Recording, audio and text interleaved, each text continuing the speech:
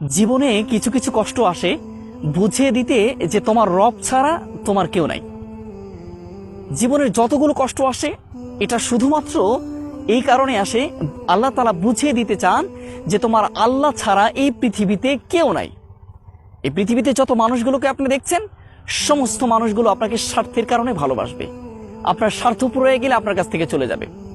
কিন্তু আমার আল্লাহ তাআলা আপনাকে প্রতিটা মুহূর্তে বিনা স্বার্থে, বিনা কারণে, প্রতিটা মুহূর্তে আপনার সাথে থাকেন, আপনাকে ভালোবাসেন, আপনার কষ্টে, দুঃখে, বিপদে, আপদে প্রত্যেকটা ক্ষেত্রে আপনার কাছে রাখেন। এজন্য কষ্ট আসা ভালো, ধৈর্য হারা হয়ে যাবেন না কষ্ট আসলে। দুঃখ আসা ভালো, এগুলো না আসলে আপনি বুঝতে পারবেন না যে কে আপন এই পৃথিবীতে আর কে পর।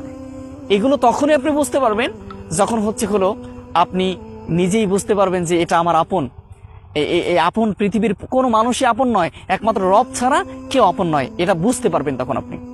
এই জন্য হতাশ হয়ে যাবেন না, দুঃখ পাবেন, কষ্ট পাবেন না, দুঃখও পাবেন না, কষ্টও পাবেন না। যখন মানুষ কষ্ট দিয়েছে ধৈর্য ধরে রবের উপর তাওয়াক্কুল করেন, আপনার জীবন সুন্দর হবে, আপনার জীবন সুখময় হবে। এই জন্য হতাশ হয়ে যাওয়ার কোনো বিষয় নয় ভাই।